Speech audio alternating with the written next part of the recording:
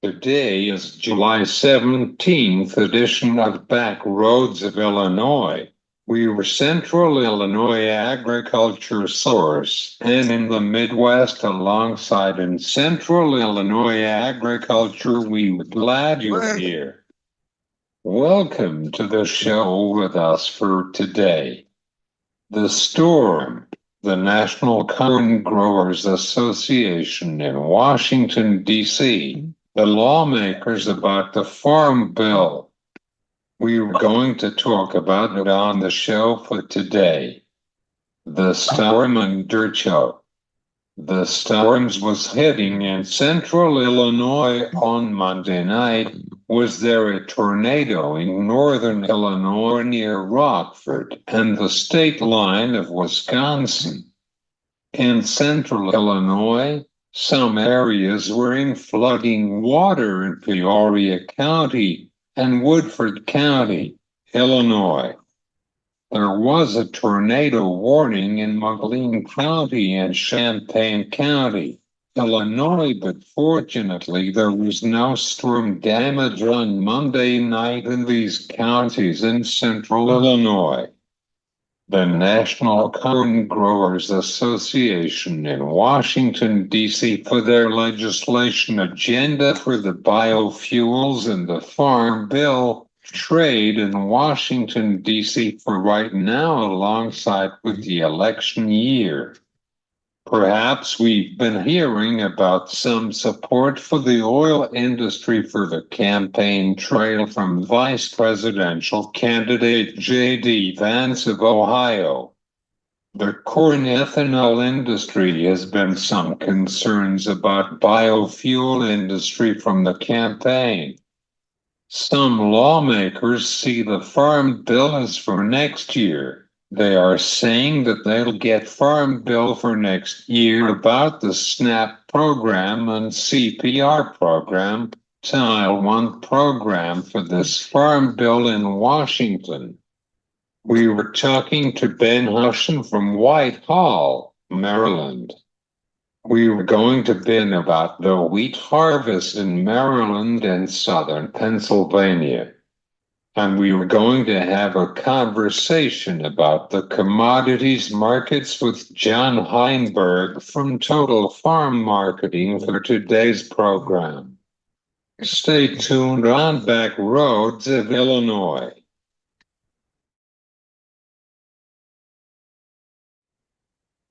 Today, we were joining with Mike North from Everag. Welcome to the show. How are you? Doing great, Caesar. Glad to be joining you. It's a beautiful day in Platteville, Wisconsin today. Let's start with our conversation about these commodity prices for right now.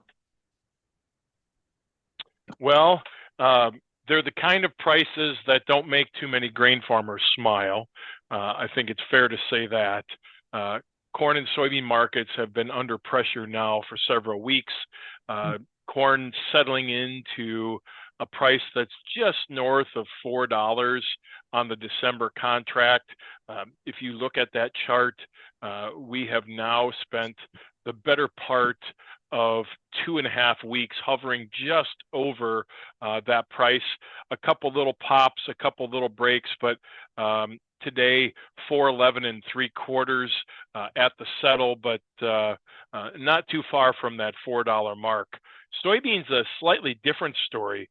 They have not found a landing pad yet and have continued to drift lower, going back to May when the market had peaked at 12.28.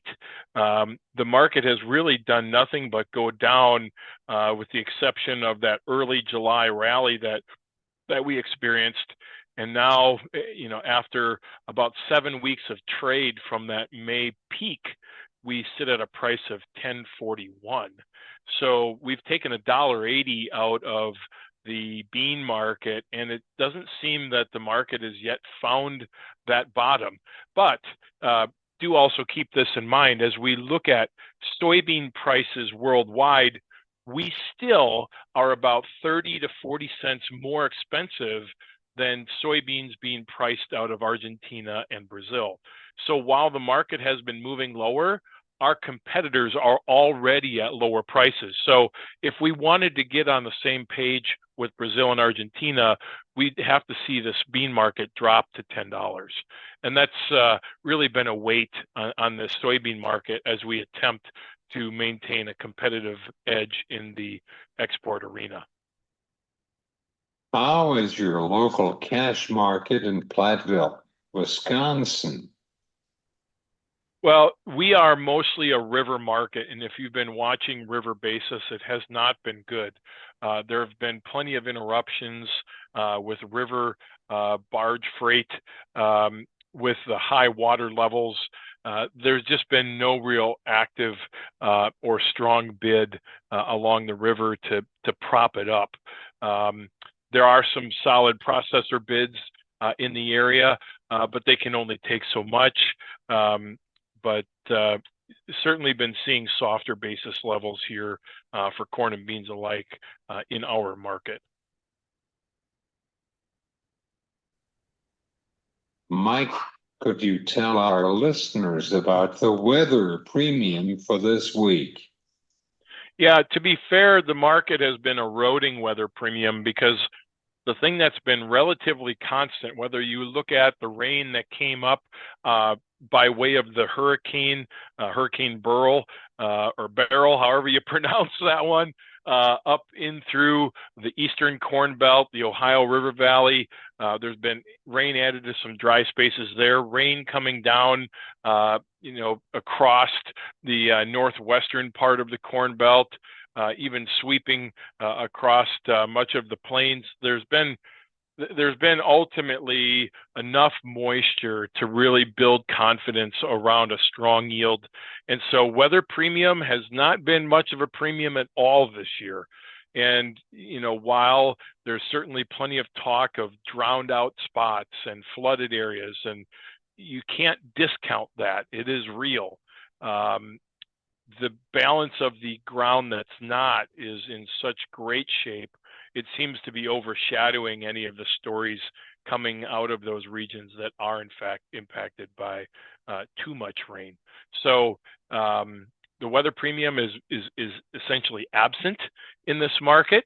And, I think that's why we were able to see, that drift lower through June into July, because both the forecast and the skies gave no reason to think there was a drought on the way.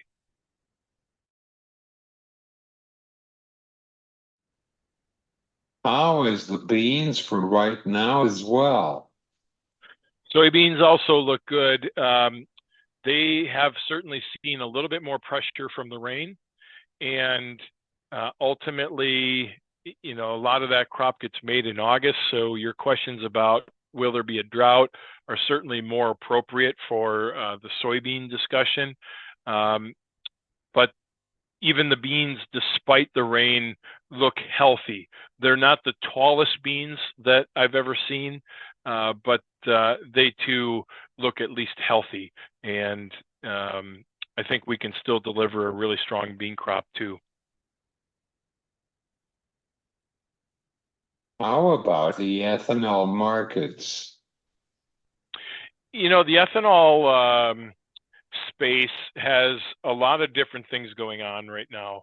If you look at profitability in the space, plants, and this is, very broad industry information, but plants are, estimated to be showing about a 60-cent per gallon operating margin. That's among the highest operating margins that we've seen in the last few years, not as tall as they were last fall or back in the fall of 2021, but among some of the best margins that we've seen in the last few years. So profitability is really strong.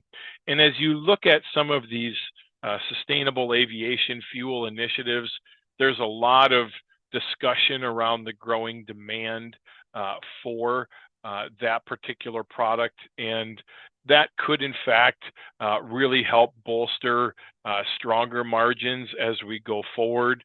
When you look at production has been very, very strong. In fact, among some of the highest that we've seen. If you look at this particular time of year, the amount of ethanol that we're producing in July is higher than it was last year, higher than the 5-year average. And that really follows the profitability that currently exists. With the kind of profitability that's out there, it's no wonder that plants are going to want to produce as much as they possibly can. The thing that'll be interesting to watch, though, is how that impacts stocks and inventories. If we start to build too much of an inventory, that could become a problem for us. And there too, just like with production, stocks are also among the highest that we've seen this time of the year compared to the last handful of years. So that may start to become a problem. But to be fair, we've watched as stocks have been some of the highest over the last few years for several months now, and it hasn't seemed to slow down profitability. But it is certainly a watch point for us as we look at plant activity and try to project ahead. We heard from the campaign trail J.D. Vance of Ohio. He is going to be supported in the oil industry.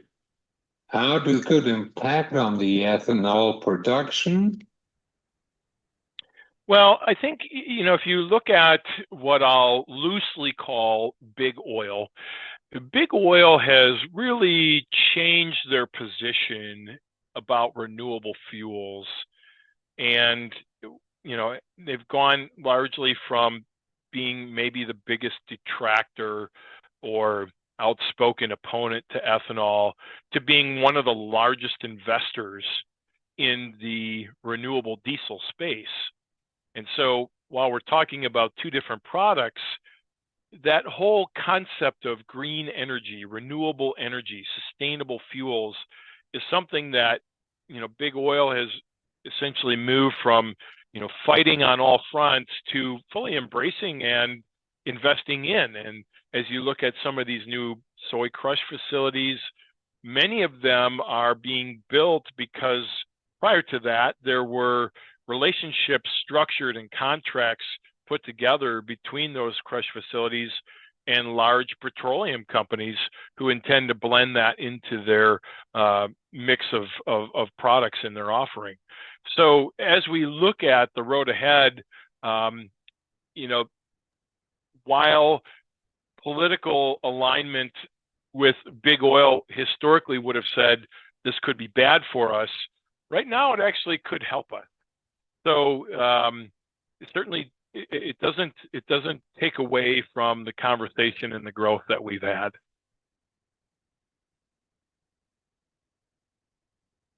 Is there anything would you like to go to be telling our listeners about the livestock sector? Sure. Well, I think, as you look at the bigger picture, and I'll talk cattle generally, over the course of the last 3 months, the cattle market has been back on the rise. We have watched as prices have climbed back up to, some of the tallest levels that we've seen through the course of 2024, even, back to 2023 when we broke through and made new record prices relative to the 2014 rally. We've been, kind of running into some resistance, though, as prices get into that, upper 180 threshold. And so as we watch these markets go back and forth and we talk about, rallies and, what kind of opportunity exists, the thing that we've cautioned our producers to, really take a look at is when we see prices that are, 186, 187, 188, it's probably time to be, moving forward and getting some coverage in place to manage that price. Because while we can continue to talk about the scarcity of the breeding herd, fewer calves going into feedlots, we have been putting more weight on carcasses.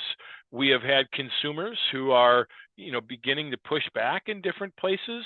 And that really has, started to, create a little bit of a lid for the market, and certainly build some caution. So, if you're looking out into fall and winter, we're staring at some 188s in February and 191s in April. These are record prices and certainly should be addressed. So this is the kind of market that is very strong, but we build some caution around these prices while we're up here in record territory. What looks for the cattle on feed report on this Friday from the Department of Agricultural? Yes, so we are expecting a report to come out, and if you take a look at cattle on feed, for any of your listeners that maybe don't follow that closely, it comes out every month and basically tells us how many cattle were marketed in the prior month, how many new cattle were placed into feedlots relative to the prior month, and then gives us an amount of cattle that are currently on feed. And as we look at this particular report, it's no surprise that we are looking for this report to again show us a smaller population, but it falls very much into alignment with what we've been witnessing in prior reports. Now, that's not to say that the market has to necessarily follow that. If you look at some of these prior reports, we have been surprised from time to time. And, as you look at, how we're moving cattle through the system, there's been some kind of back and forth with the flow of cattle through packing plants. So, that's helped push back on feedlots from time to time and bolster some bigger numbers than what many analysts have expected. But all in all, we aren't looking for any, departures from what I'll call normal at this point. And so, if you're scratching this down on a piece of paper, most people are expecting that we are going to market only about 91.7% of what we did last year.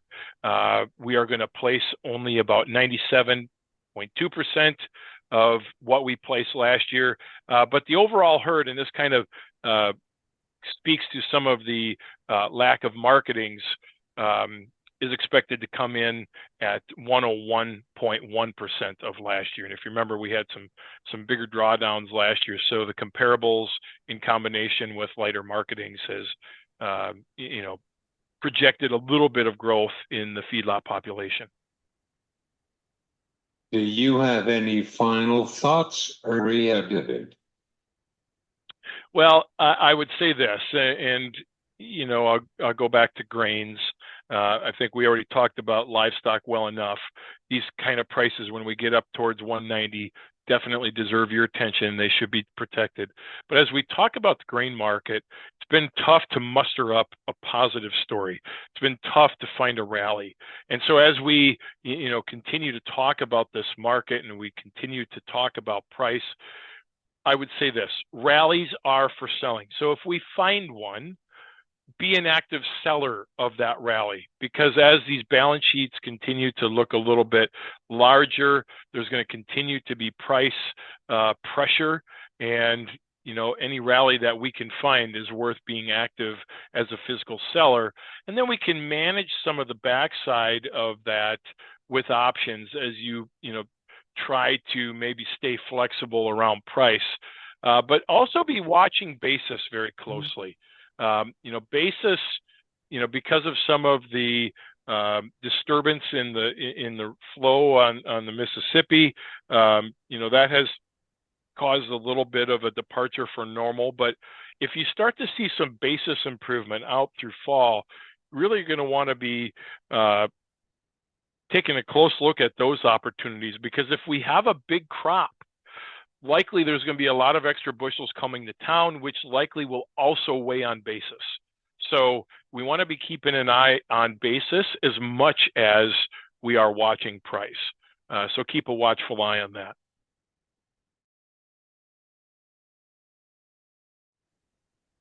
Where people can find you.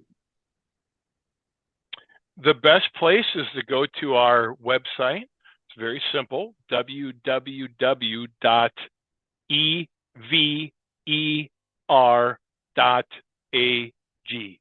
That's www.ever.ag.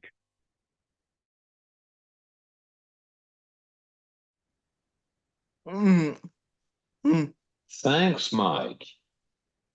My pleasure.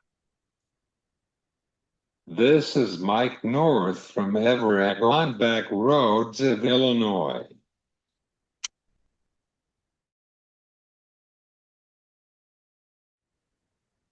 Welcome back to Back Roads of Illinois.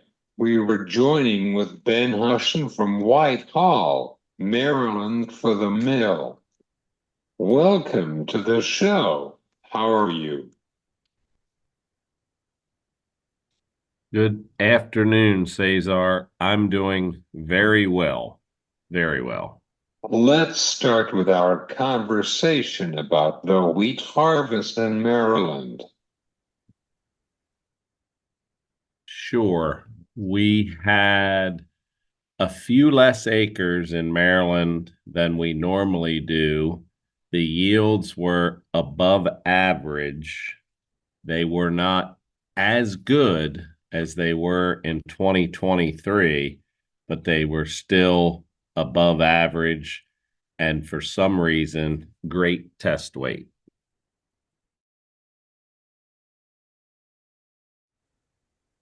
What is the test weight?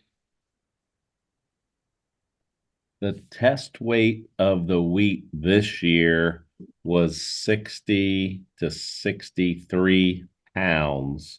That means a bushel of wheat was weighing over 60 pounds most of the time. And a lot of times we'll see 57 or 58. So again, 62, 63, 64 was very common this year.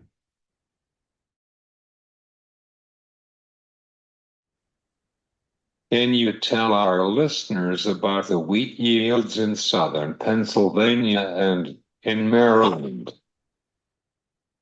Absolutely. When farmers started harvesting, they started about the 25th of June, and beginning, they started out at about 60 to 70 bushel. But as they got into the longer season wheat, yields climbed on up into that 80, 90, and then in the really good fields, they did have some 100 to 105 bushel wheat.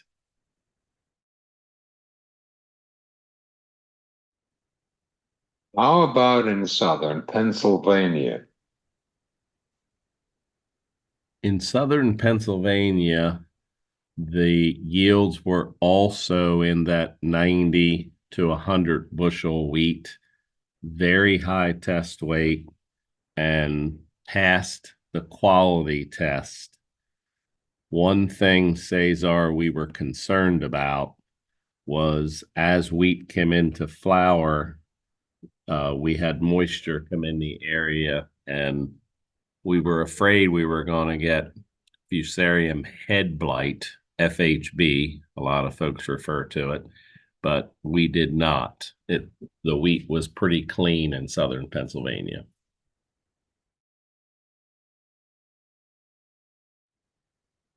What is the forecast for this week in mid-Atlantic coast? We have been 90 degrees every day for the last week. We are being told that sometime today we're going to have a cold, or overnight, we're going to have a cold front come in, bring us a bunch of thunderstorms, and tomorrow and the rest of this week we're supposed to be back down into the low 80s to mid 80s, which is normal for this time of year. Do you have any rain from the Hurricane Barrel? Cesar Barrel, unfortunately, did not bring us any rain. It stayed west of us, kind of went up through Pittsburgh and further west. We are east of Gettysburg, so pretty much in our community, we got nothing except a little. Is there anything would you like to go to be telling our listeners about the wheat cash market in Maryland? So a year ago in our region, the East Coast, the Mid-Atlantic, we had the best yields pretty much from Virginia up through New York State. You, I'm sure, learned in school since you recently graduated about supply and demand. So the supply has been high, and of course, the demand did not go up to match it. But so some of that was a carryover. So we have okay wheat prices, but certainly it's down about $1.50 from where it was last year at the same time. So 4.80, $5 range, pretty much.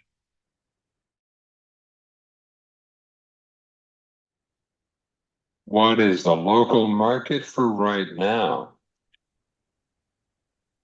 I checked 2 weeks ago and it was running in that 480, 490 range.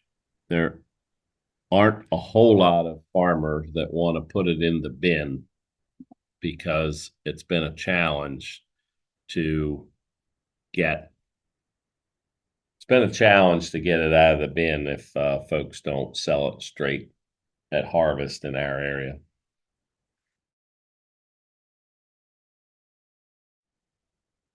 Do you have any final thoughts about the wheat markets? That's a good question.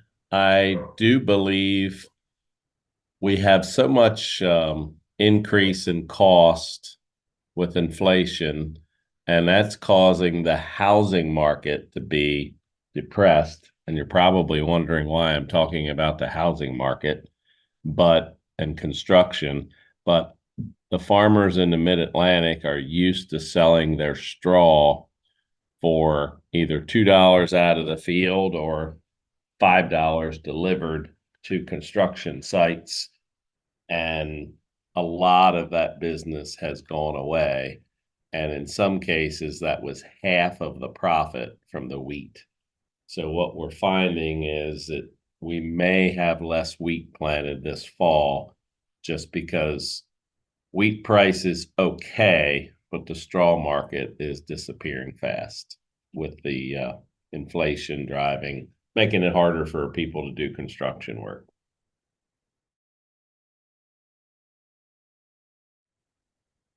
Thanks, Ben. You bet, Cesar. It's a privilege to know you and be part of your show. This has been Hushon from Whitehall, Maryland, on back roads of Illinois. Finally, right here on back roads of Illinois with John Heinberg from Total Farm Marketing for today's program. How are you? Doing well today. I'm doing well. Glad to be here.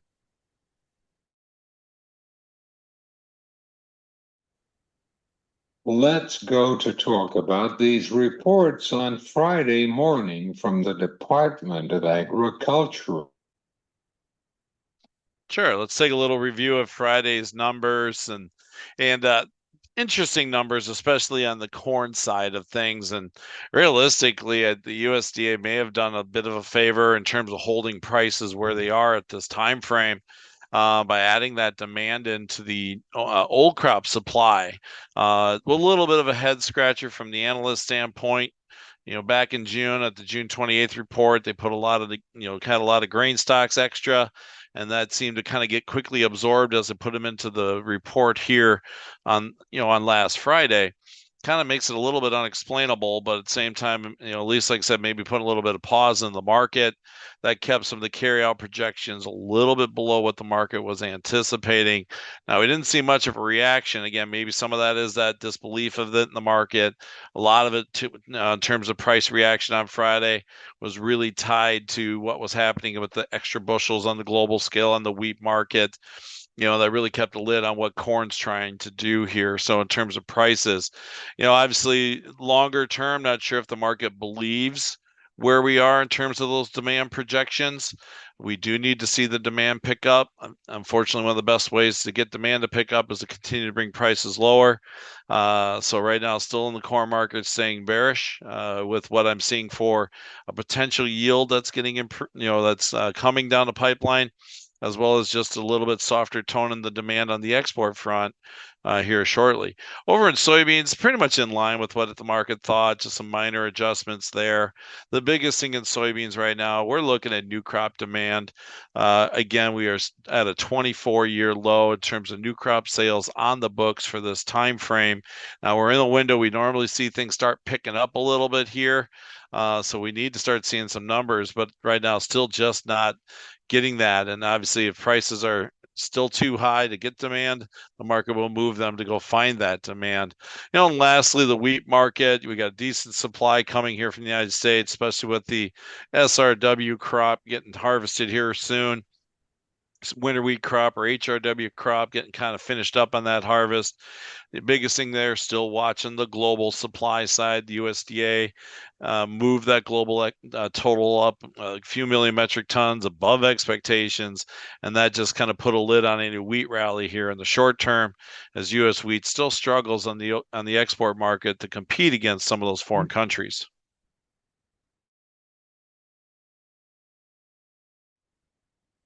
The number we're bearish for 21.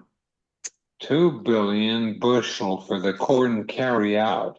Do you have any concerns about the beef? And again, like I said, then in the last question, the USDA may have kept that number a little lower than we thought, just given the moves they made on that report.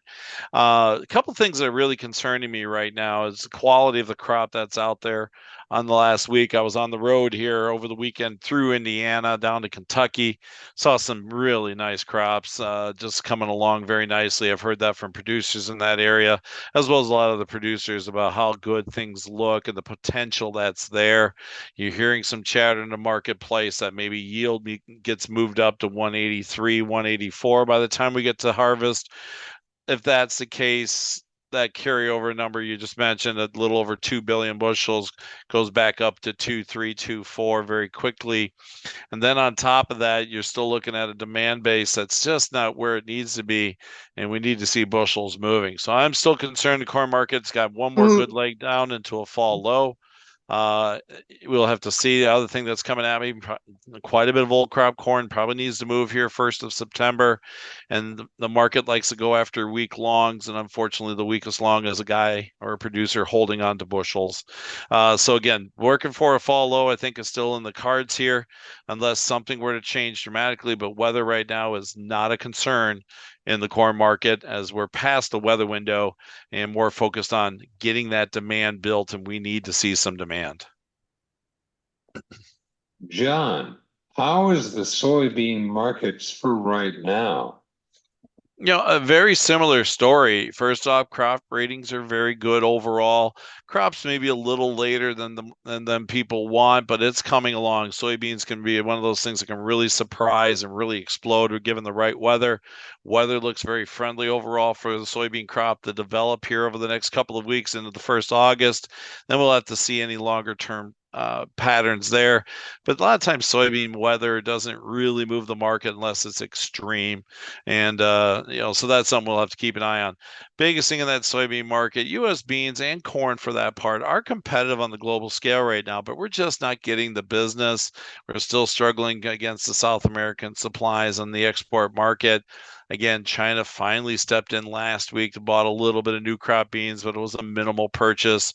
New crop export sales, as I mentioned before, 24-year lows for this time window.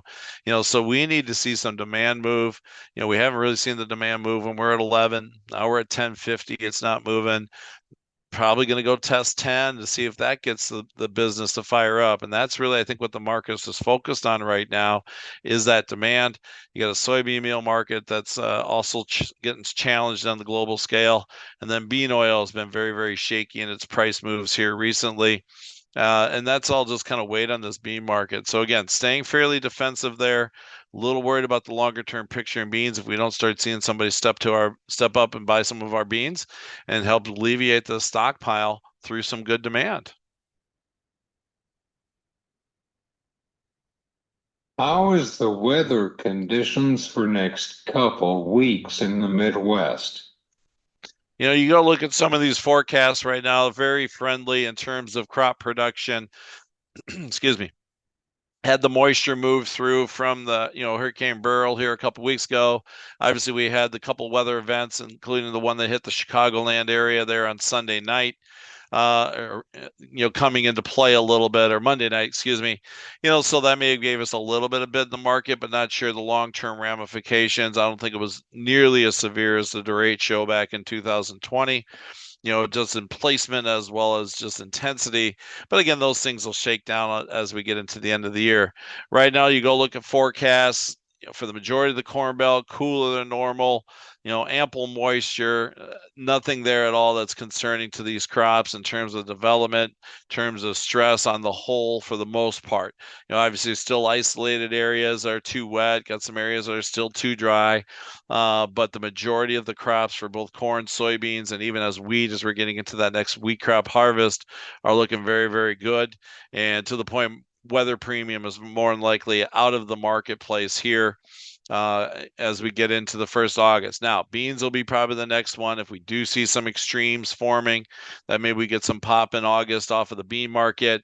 But again, even there, like I said, it still comes down to one thing, our price and getting some demand bought. And prices are, unless there's truly something happening, rallies will stay very limited given the demand and where we are in terms of the crop conditions. Can you tell our audience about the corn crop in the Midwest? Obviously we've got some problem areas, and we can't just deny that those are out there between the flooding and Iowa, Minnesota, South Dakota region. We had some major hail damage come through in Nebraska, and all that's going to be limiting on bushels. And again, like I just said, there's some areas that have some moisture conditions that obviously are going to limit the crop. But again, on the overall, just talking to producers, just talking to people around. Again, I was on the road through Indiana. Just things look overall very, very good. It's reflective in the crop ratings, holding its ratings steady at 68% good to excellent for corn. Beans still holding very good ratings as well in this time frame. In fact, we're trading 7 or 6 or 7%, or excuse me, about 11% above last year in terms of crop ratings here. That's why we're a little fearful that we could see the supply side keep growing as yield may get increased if the crop ratings continue to hold. So right now, for the majority of people, it just sounds like we've got good crops, potentially record crops in some areas. And I think that's going to unfortunately outweigh some of the damage that's been done in the longer haul. We can lose 1 million or 2 acres, but if yield goes up 3-4 bushels an acre on corn, that quickly supplants those acres lost with additional supply into the balance sheet. How is in central Illinois near Bloomington, Illinois? Again, that's kind of that hard area that's looking pretty good. Again, there's haves and have-nots in every region, but it just seems like that central Illinois, Indiana, Western Ohio, Even some of the areas in eastern and Iowa, very, very good crops in terms of how things are overall. Again, producers are looking at good numbers and are kind of expecting to see this thing finish out given the current weather forecast for both corn and soybeans. How is the cattle markets and cash market for right now? Cattle market's a little bit more cautionary right now. First off, we've seen those retail prices come down. We were talking about that last week. We were trading 330 a choice carcass. Well, today at midday we're down to 318, which is typical. We got through the 4th of July holiday. We see demand start to back off in that time frame as we're getting through the peak of grilling season. And that's something that can weigh on this market. Now, cash trade last week was lower, but right now this week, Packers look like they're reaching out. We did see some trade happen in the South at 188 today. That was steady with last week. I think the market was anticipating it coming down. So that maybe just tells me the Packers are a little short bought here, need to get some cattle. Typically Wednesday business, doesn't seem to happen very often unless they are in need. So that's at least one of the reasons why the cattle market finished nicely today in terms of a good, strong close, was just the pure fact that the cash market is still trading at a big premium to the futures, and that's going to lift those front contract months up. Now, biggest thing going forward, cattle and feed numbers come out this week, so we'll see what the next round of numbers are there.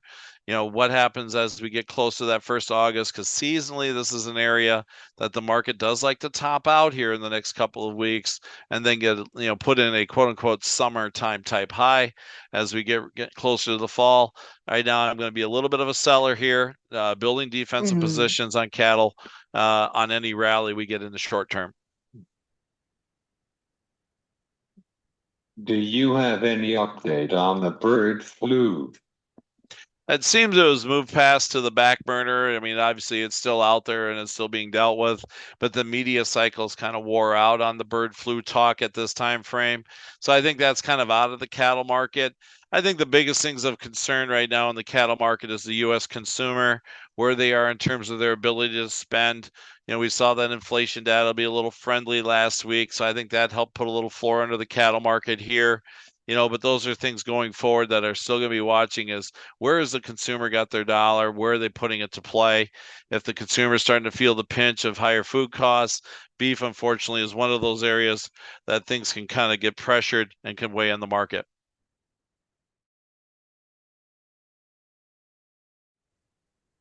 Do you have any final thoughts on this markets? No, right now there's a lot of things that are playing here. Obviously, the election just a couple of months away or a handful of months away is going to be a major factor. I think commodity markets are a little cautious of a Donald Trump type presidency, more from the standpoint of the trade protectionism policies. Obviously we need to see the demand in the first place, and that does, right now there's not a whole lot of trade war if they're not buying anything from us. But I think that's some of the factor we're seeing across the commodity sector in general is just the concerns there. The recent assassination attempt on President candidate Trump just kind of opened up the market's mindset about the possibility of him winning. I think that's why we were so weak on Monday. So that's something that is a bit of a concern right now, at least I think in the overall picture of things, merited or not. That's just at least the way the markets might be handling it.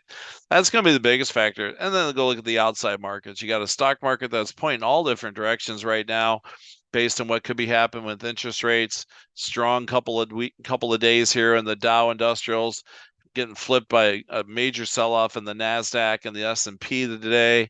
So really, as you kind of scratch in your head where things are, I think as the money's going to be moving around, we're going to see a lot more volatility in the marketplace, especially as we get closer and closer to this year's presidential election in November.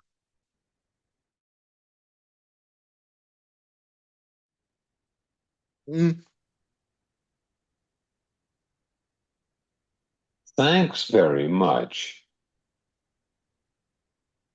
Thank you. Appreciate your time. Glad to help you out. That is John Heinberg from Total Farm Marketing for today's program.